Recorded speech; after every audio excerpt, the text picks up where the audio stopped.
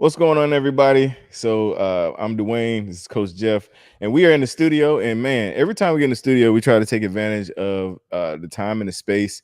And for me, because I'm a content guy, I take advantage of getting a chance to talk to Coach, man, because a lot of times, we're at meetups, people can't, have a full conversation with him. He try to give us lives every night, and when he can, but that's only a couple of minutes, man. So every chance we get, I want to kind of pick his brain, and so this week or this time, we want to talk about men's health. Cause we're in June, Right. and I know that was a pivotal point for you. And before we get into your story, though, because I got some questions, I got some lead in, man. That is what we're here for, my Yeah, brother. yeah, because I do want to hear your story because it's a part of the whole process. But Yeah. talk about the importance, just overall, the importance of just acknowledging mental health awareness when it comes to men.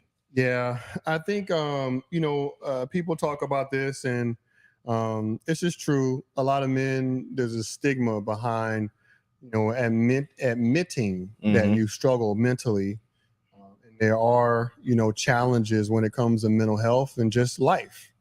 And so I think the first step for all of us is to acknowledge that it doesn't make you less of a man. Mm. It doesn't mean you're less of a father or less of a husband if you have any type of mental health struggles. And so I think the biggest thing is to take away that stigma of be a man, because being a man is also identifying where you're weak so that you can get help and become stronger.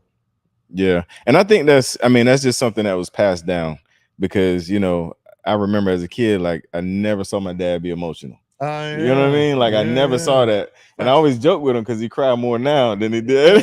Yeah, yeah. you know? I'll caveat on that real quick. That was a great point.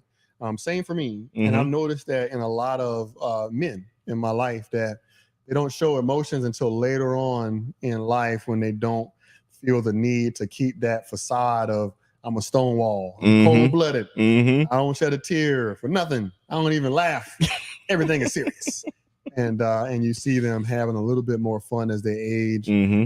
and show a lot more emotion. Yeah, no, 100%. I told my dad, I was like, I'm gonna get my crying out now. 'Cause I don't want to be, because I promise you, if he happy, he crying. If he sad, he cry. Like it's I always like it. coming. I But like it. I but it, like it's it. just a stigma, like you mentioned, of having that, just thinking you have to be tough, and that's not the case, man. And that's why I'm glad that they have a month like this, because to be honest, before E2M, I never even considered mental health. Yeah, yeah, Because just in general, like I mean, you know me, I'm a easygoing guy. Like yeah, it is what it is.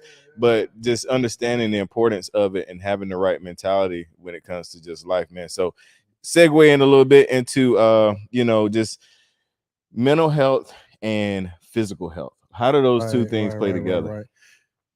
For me, Mm-hmm. and it could be different for everyone, but I feel like everyone needs a release Mm. when, especially, they're under a lot of stress.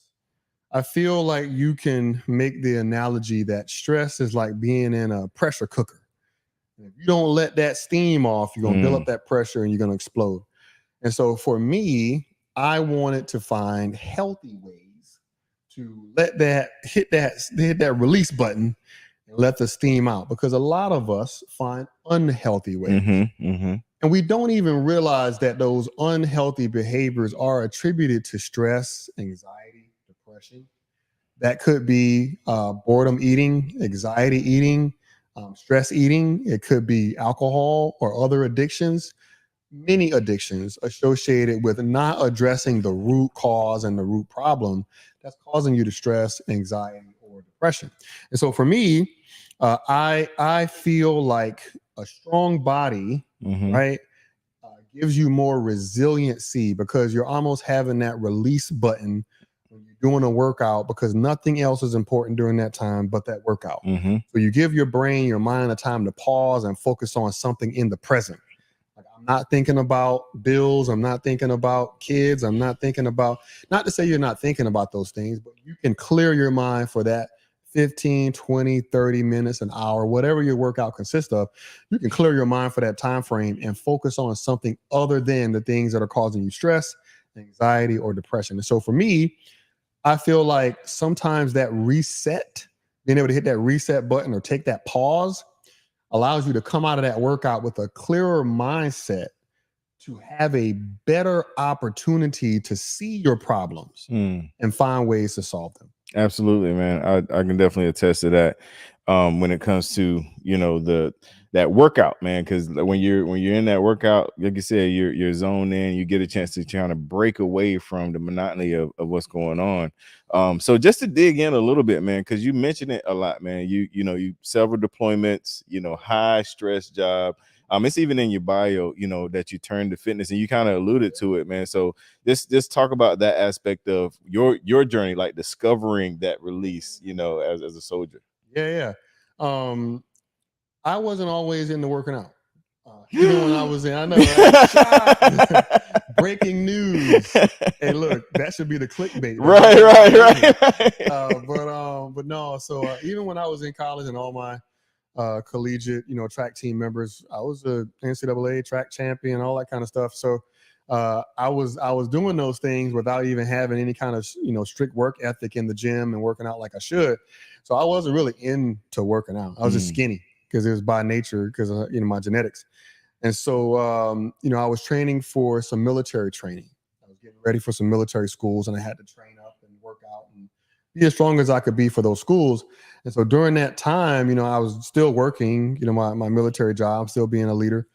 And I saw that I was able to handle more pressure at work and training for those schools because I was working out so much. Mm-hmm. It was like when I was running, when I was rucking or whatever, it just gave me an opportunity to free my mind and clear my mind. And I would be able to come back from those workouts, those runs, those rucks, and think about my problems, things I had to solve with soldier issues or whatever it may be in my life I had to deal with. I had a clearer mindset to handle those things. So that was like the catalyst. Now, it took me years to put that stress reliever with proper nutrition so I could maximize my workouts. But for years, I used working out. Like I literally had to work out. I went to the gym after work for years, many years.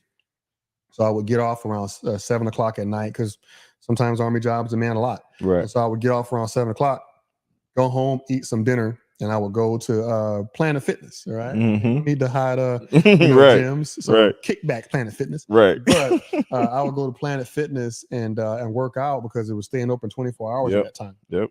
So I would go to Planet Fitness and I'd work out, man, till like almost midnight. Staying there, running and working out and just busy. And I'll get up and do the same thing over the next day.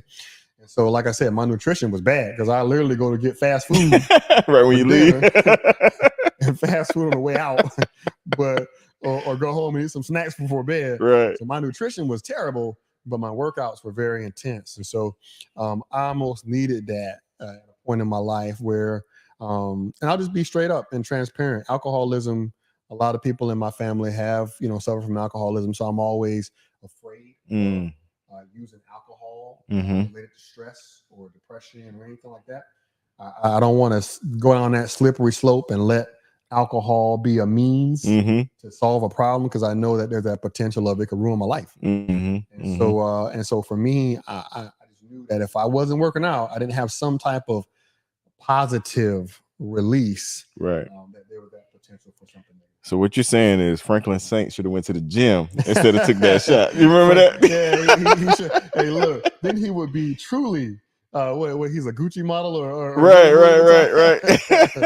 He could be Franklin the Gucci model instead right, of Franklin the right. alcoholic. But yeah, man. Because when you said that, it took me to that scene. Like his dad was alcoholic, and he took a drink in a stressful moment, and it was a slippery slope, man. So that's deep, man. And definitely, just understanding that, and then using fitness to combat that is super dope. So even in deployment, I mean, were you working out over there? Like what? Because I know that's high stress as well. Yeah, man. One of my longest deployments, I was in Iraq and I was living with Iraqis. I was on a training team where I was training Iraqis and doing my thing with them. And there was no gym on my camp. I lived on the Iraqi camp. They didn't have the Gold's Gym. So they didn't have the Gold's Gym. And so we actually, with some wood and pipes, we built pull-up bars and dip bars and that kind of stuff. And so I literally did push-ups and pull-ups and ran and dips and that kind of stuff, calisthenics, for 15 months. And so, it's really how bad you want something. because at that time I can't do anywhere near as many now, but at that time, man, I could do pull-ups like David Goggins, man. Oh wow. I could do pull-ups for days. Wow. So it's just because my mindset. I was like, I got to do something to release the stress. And not only stress, man. People don't talk about this, but when you're deployed or you're in a situation where you're facing some life challenges, loss of job or something like that, fear. Yes, that's a good one. A lot of people don't talk about the impact that fear has on your body physically. When you're afraid of what's going to happen next, you're afraid for your life on deployment. That fear brings a lot of cortisol, stress, and that stuff can really wreck your body.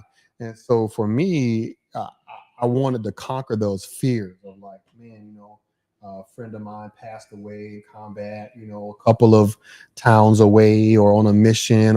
I literally had some situations where I was brushing my teeth with people that morning and they were no longer there that evening. That's tough. And so being able to face the reality of like life, and my life is not guaranteed for tomorrow, really brings about a high sense of fear. Absolutely. And with fear, you have to do the same thing as stress. You have to overcome it. You have to clear your mind, suppress it.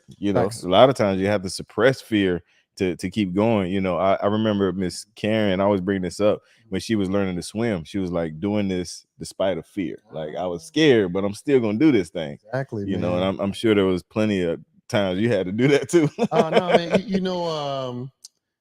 I will say this, and I look at I'm just a serial optimist. I try to see all the good sides of everything, no matter what they may be. I try to see the good in everything.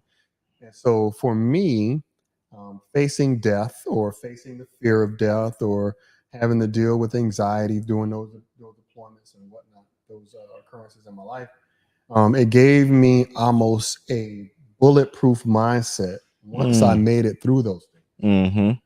You got to remember in life that to be more resilient, you have to be challenged. You can't become a more resilient person if you don't go through stress, you don't go through adversity. That's good. It's like building a muscle. A muscle won't get stronger by lifting lighter weights unless you lift it a lot, right? You got to do a whole lot of reps with a light weight or time under tension, like we do in E2M. You got to have a strategy, but you got to put stress on that muscle no matter what for that muscle to grow. And so you got to break it down for it to rebuild and grow. But the same thing applies to your resiliency level and being able to handle more adversity in life. If you don't find ways to persevere and triumph in adversity and different life occurrences, you'll never build that tough shell, that adversity to handle more things in life. And I noticed that in a lot of people, when they come into my program, they haven't really faced a lot of stress. When it's like, oh man, I'm stressed because I got to do something I don't want to do. I'm stressed because I really want that food that I can't go get. And for some people, they may feel like, oh, that's not that stressful. But for other people, not being able to go have the snacks that they want, or not being able to go eat whatever they want, or having to get up and go work out when they didn't feel like it, is a very stressful thing. Absolutely. I had to learn this the hard way through different leadership roles and whatnot. What may stress me, right? I can't use that as a measuring stick to what can stress Dawain. So true. What brings me anxiety, I can't use that as a measuring stick for Dawain. Dawain said something one day that really, stood out, and I'm gonna give you your props for this. We make assumptions in life, and I assumed that because he was heavier, not his current, buff daddy look, you know what I'm saying? Because he was heavier, that he wasn't confident. And I'm an honest guy. I admit when I'm wrong. I was wrong. One day I was like, yeah, man, because back when you weren't confident, you're like, nah, brother. Always. I was always confident. Always, brother. But that's that thinking trap. Absolutely. When you think you know something about people and you really don't. And a lot of us, and that goes back to men's health and mental health. A lot of people look at men and say, oh, you're strong. You got muscles. You should be able to handle all this. I can put all my burdens on you, daddy. husband. Right. You should be able to handle everything because you're strong. But I will tell you, sometimes people are broken. Yeah. And you expect to see it visually, but you can't see it visually. And so, a lot of people go through life broken, and those things come out in other unhealthy ways, poor diet, not taking care of themselves, and nobody really realizes that they're hurting inside, and there could be healthier means to take care of those pains. Absolutely, man. That's so good because it touches on all aspects of it, of the mental fitness thing and the mental health thing when it comes to men, because the way you deal with it is important, and we're advocates for getting help.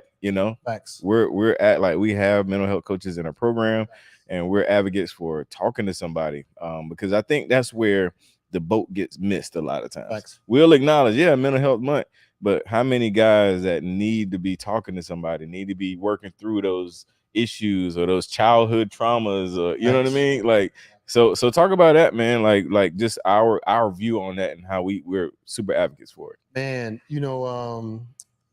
I talk about this a lot with my military friends, because we would come back from a deployment, right? No matter what happened on a deployment, you can have a deployment where you're playing sand volleyball in the beach, in Kuwait, or you could be somewhere, deployed where your deployment is very low risk, just away from home. So again, that's not making assumptions. That's not hard. It's just there's some more dangerous deployments compared to others where you have more combat action. But you come back from those deployments, and the first thing everybody wants to do is get back to their families. Rightfully so. It makes sense, right? But you just came from an environment where your testosterone was high, your aggression level was high because you literally had to be on alert at all times. Your anxiety was high, and you come back and you hop in the car with your wife and kids, and you go right to Walmart. you go right to Walmart. That sounds like a horror right story. to the grocery store. Right. And it's just like you're just dropped back into life with, and of course, the soldiers, we go through a reintegration process after we spent some time with our families. But that initial, and especially, I commanded at the company level and the battalion level. And so I got to see how, some issues came when a soldier, of course, we want people to redeploy and go right back to their families. Right. And then we'll make sure they're okay after we give them some time with their families. But sometimes they're not yet ready. Right. To go back, even though they want to. Yeah. Not yet ready to go back. I can see that. To their families, because they still have to hit that release button. Like I talked about earlier. Yep. Hit that release button. But not just soldiers have that. A lot of people have that. So for instance, right? I was in a car accident here in Charlotte, and very few people know about this. I was in a car accident, and I was a little bit embarrassed. Oh, I'm sure. I was on my phone. It was early days of E2M. I was on my phone. And I was texting. I actually was responding to people in the inbox. Inbox. True story. The dangerous inbox. Back in the days, the inbox was me. I didn't have the team. So I was in the inbox. Like, the way I was able to manage my life and having 2 jobs and a family and all that is I worked whenever I was in the car, whenever I was never sitting still. Like, I was always answering inbox. And so riding along 77, I was going to the exit, and I had my head down texting. And when I picked my head up, I was right up on a car on full speed. And I just nowhere to go. And so I tried to avoid the car. I clipped it total. I had a little Ford Focus that I was driving back and forth to work. And I clipped it and totaled the car. So I got out of the car. And I have a scar right here on my knee from that. So I got out of the car, and I sat on the pavement, man. It was like different times of me having things happen in combat and that kind of stuff. And it was just like a lot of things that I was holding in, like life or death situations. Like literally I'm sitting on the hot pavement and just like taking a breather, like, man, my life once again flashed before my eyes. And so it was just like, I got to make sure I'm taking care of myself, man. I got to make sure I have some way to decompress, and I got to be intentional about, decompressing and getting these things and thoughts out and stuff like that. Because you know, everybody has a limit. You may never reach that limit, or you may reach that limit. And everybody thinks the limit is they freak out, they wild out. But that's not how it always looks. Uh-oh. Sometimes the limit is when you stop taking care of yourself. You may look at somebody and be like, oh man, that person used to be the picture of health, and they get out of shape, they get overweight. But they were letting all those life things build up. They didn't find a way to release them.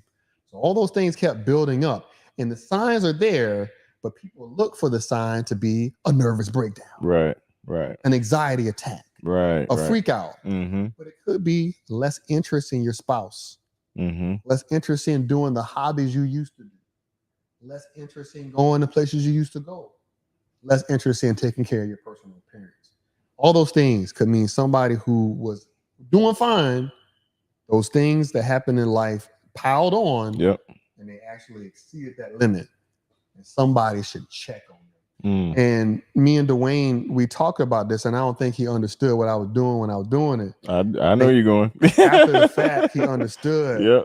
But Dawain did a show. And I've done several fitness shows. And I know how lonely those shows can be towards the end. At the beginning, like when anything new, everybody's happy. Everybody's excited. Oh, you doing a show? Great. I got you. Cheers. Let's go get it. And this is no stab on anybody's family or my family, anybody.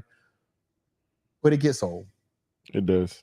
It gets old to your family. It gets old to your friends. It gets old to people around you. They get tired of seeing you with your container of chicken and broccoli. They get tired of hearing that you can't go do this. They get tired of hearing that you got to go work out for this long period of time.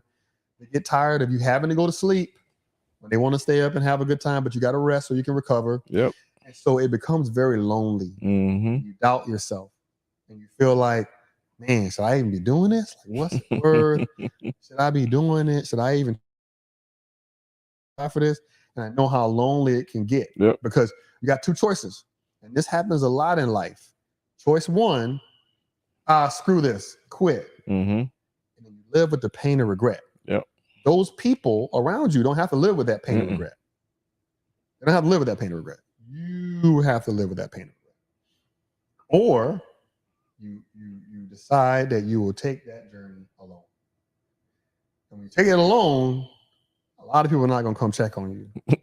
They're going to say, you chose to do that. You chose to endure that. So, hey, man, you're on your own. And so a lot of times in life, we've been through things and we see other people going through those things and we still don't check on them. We don't say, hey, I know what this is going to be like. I'm here for you. I got your back.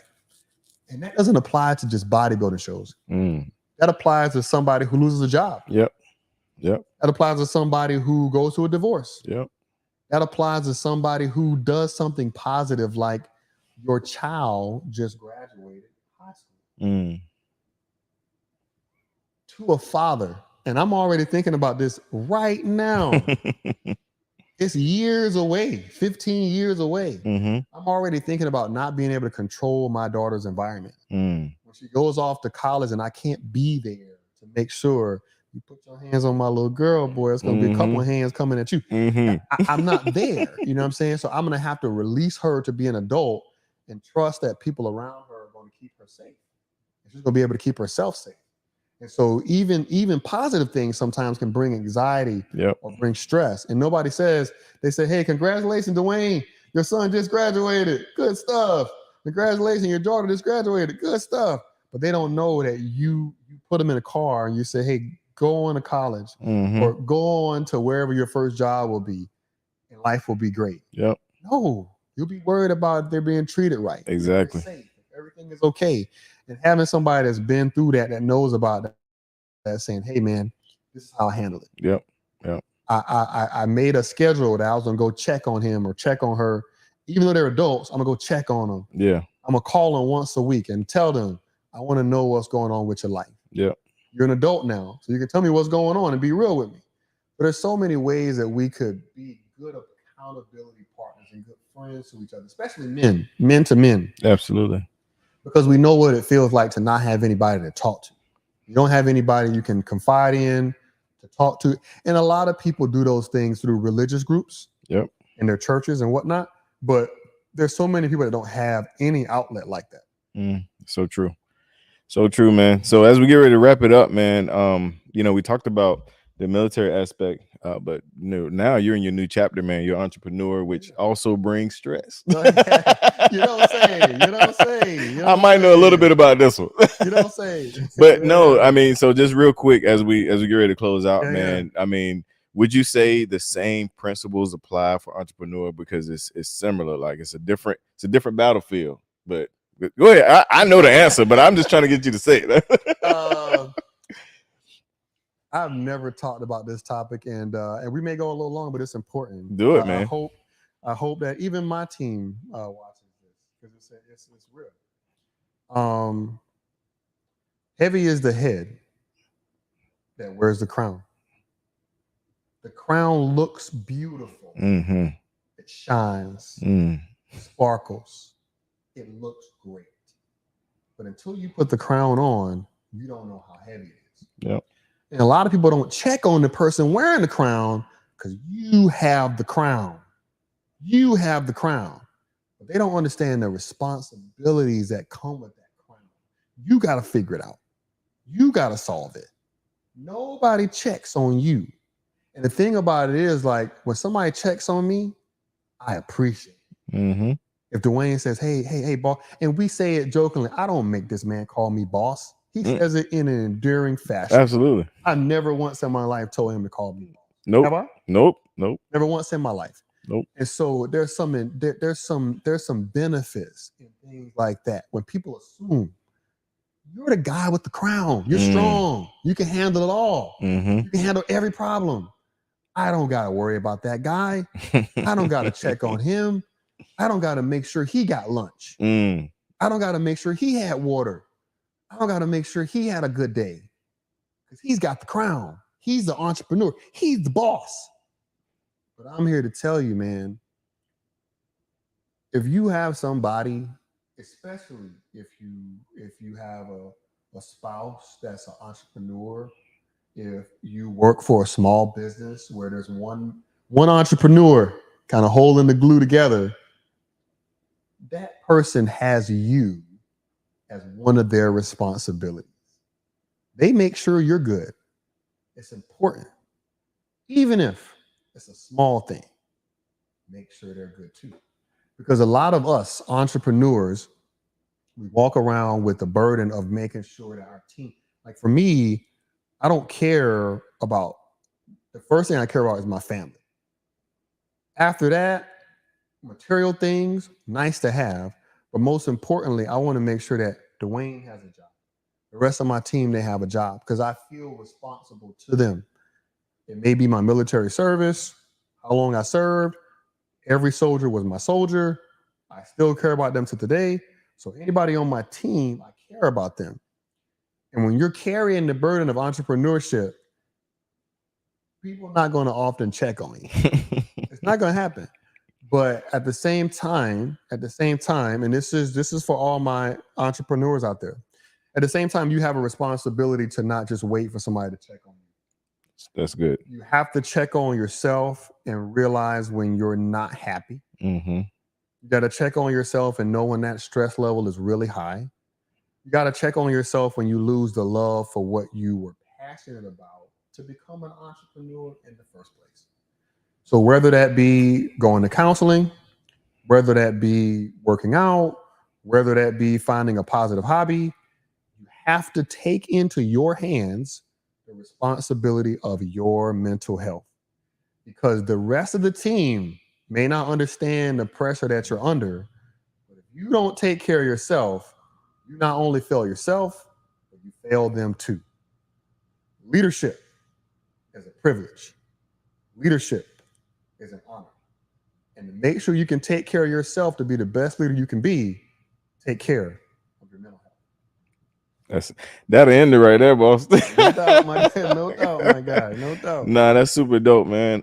Hey, listen, y'all. I see a lot of y'all jumped on live. Make sure you share this content with with the husband, with the brother, with the father.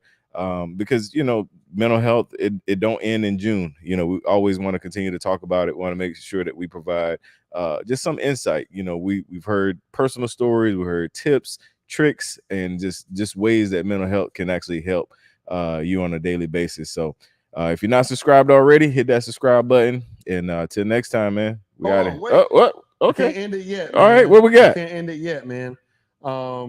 I do have to say this just in honor of those soldiers that I have lost in the past, man. If you are somebody out there that's struggling with mental health issues, life is important. And there's an answer to every problem. It may not be a solution you want, but there's a way to find some answer, some support for whatever problems you may be dealing with. And if you ever get to the point to where you feel like life's not worth living, call somebody, talk to someone. Make sure you don't make a final decision to a temporary problem. All right.